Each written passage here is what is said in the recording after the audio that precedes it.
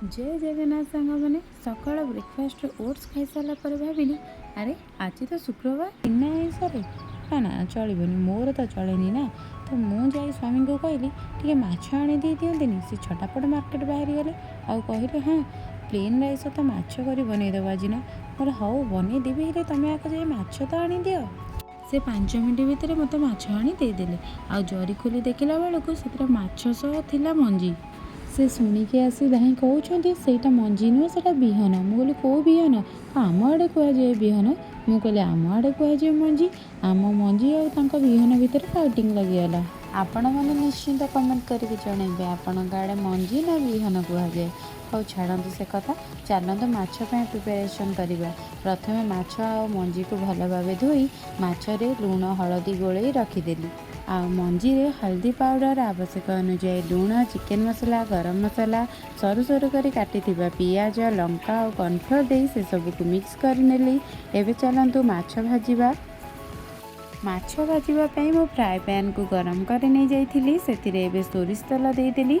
सोरिष तेल गरम हो सारापर गोटी गोटी करी माछ पकाई ताको भाजी नेली। से भली भावे मु सबुतक माछ भाजी नहीं जाइछि।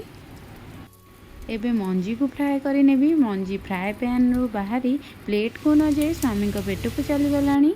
एते फाइटिंग पर भी से कहते जे बिहनटा बहुत टेस्टी बनी और छड़ातु कथा। चलतु आमर मसला बनवा। मसला मु 2टी पियाज को सरू सरू कर काटी नहीं 4-5 खोला रसुण छोट साइज अदा को छेची नहीं आलू को भी पतला पतला कर काटी ताको फ्राए कर नहीं जाइछि। आलू फ्राए हो सारापर मुझे कढ़ाई बसई नहीं जाइए।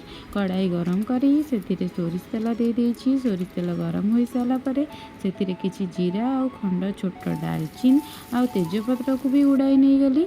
अरे अरे देख तो तेजपत्र उड़ी जाए तेल रे पड़िलानी। आउे काटी रखि पियाज को दे ताको रेड एंड ब्राउन है पर्यंत भाजी नेली। आउे अदा रसुण छेचा और टमाट को दे ताको भल भाव कषि नेली जो पर्यंत तार कंचा स्मेल जाए नहीं।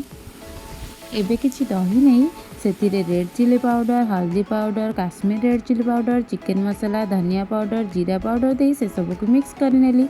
आउ से मिक्सचर को मसला कषि हो सारापर से देदेली आउ ताकू लो फ्लेम रे ही कषि नेली। मसला कषि हो सारापर से फ्राए कर रखि आलू को देदेली आउ से किछि लुण दे आलू को कषि नहीं गली। आलू कषि हो सारापर से पानी दे ताकू किछि समय फुटिबा को छाड़देली। एबे से भाजी रखि माछ को दे से अल्प पानी दे ताकू 2-3 मिनट फुटिबा को छाड़देली। ढक्कन खोली देखला बेलू आमर फिश करी ऑलरेडी रेडी हो जाइए। से धनिया पत्र देदेली। फिश करी बास्ना जाए बाजिला स्वामी का नाकरे आउ जी जोर भोक लगुला तार लेवल आउ बढ़ीगला। एबे मु जाऊँ स्वामी थाली लगाइबी। आउ प्लीज हाँ आपण मैंने लाइक शेयर सब्सक्राइब करने को जमार भूलिबेनी। आउ देखा नेक्स्ट वीडियो रे।